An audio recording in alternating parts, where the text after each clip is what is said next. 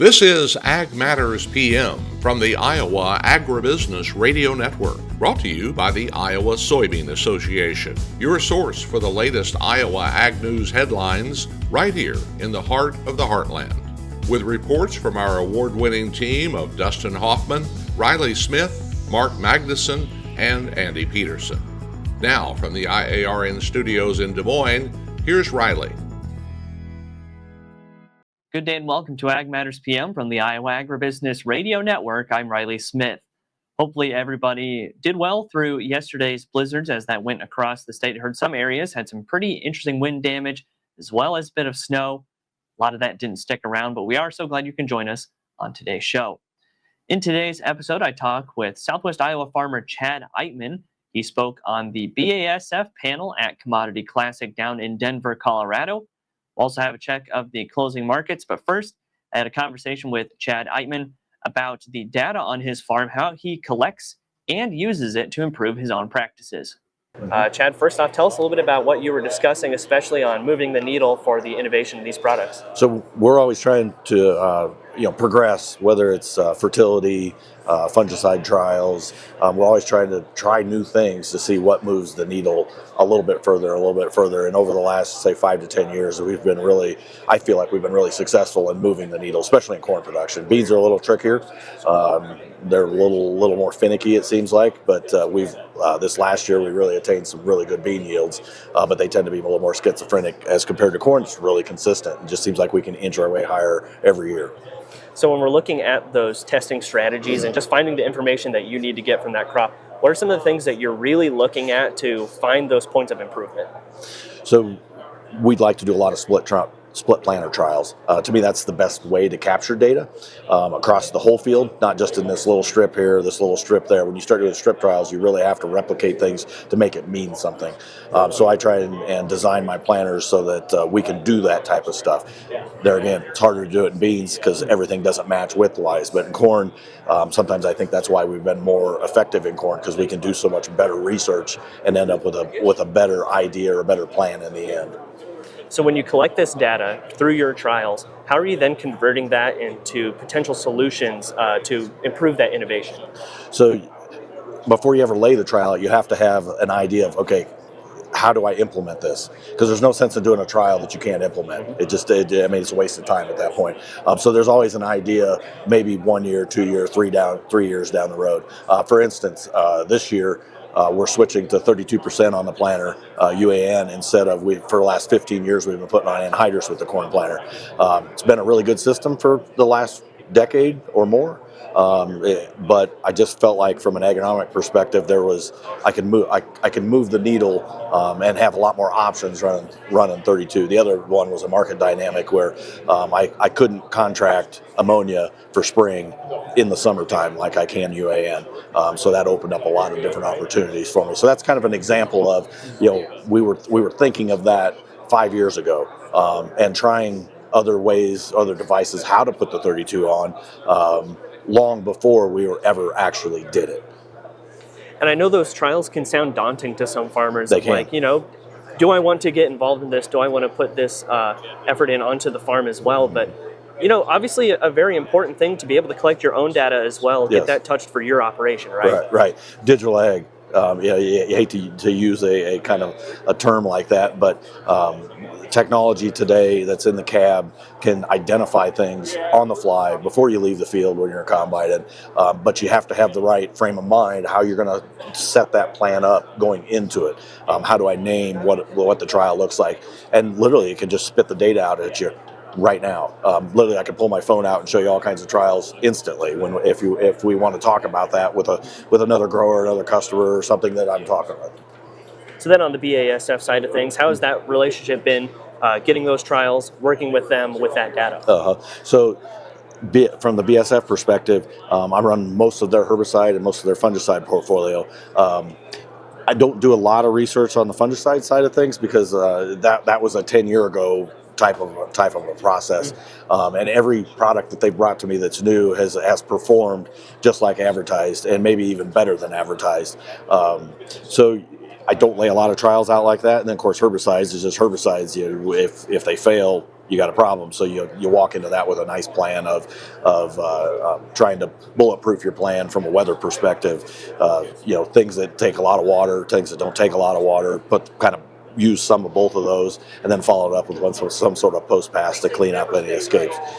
So from a trial perspective, don't do a lot of that type of work anymore, because fungicides have just proven themselves over time that it's just especially when you're trying to grow high yield stuff, especially corn, it just has to be part of the plan. For instance, I'll give you an example. This year, I had some friends of mine, growers in my neighborhood, that commodity prices were collapsing, and they're like, I can't spend any more money. No fungicide this year. They're combining 180 bushel corn. I'm combining 260 bushel corn. Dramatic difference. It's shocking. We had a massive outbreak of tar spot this year. Tar spot has been building up for the last 3 years. This year was the epicenter. It just really blew up, and it was really yield limiting.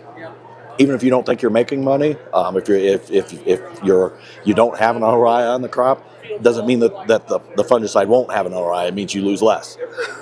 It's a dramatic difference, and I'm not really exaggerating. I really have friends that were growing 180 bushel corn, and I'm like, man, if you'd only treated. Exactly. So one last thing for anyone who might be on the fence about starting some trials on their farm, what would be your advice for them, or I guess a little call to action? Plan ahead. Start now. If you don't have trials planned, or anything or if there is anything that you're thinking about doing, figure out how to do it. Figure out how to use the technology to do it. If you don't have the technology to do it, I strongly encourage you to invest in it. Most likely, you probably already have it, and it just got to figure out how to work the system so that you can get a good outcome and get really good data. If you don't know how to do it, contact your retailer who works with it. There's really sharp people out there that can teach you and train you how to do that effectively.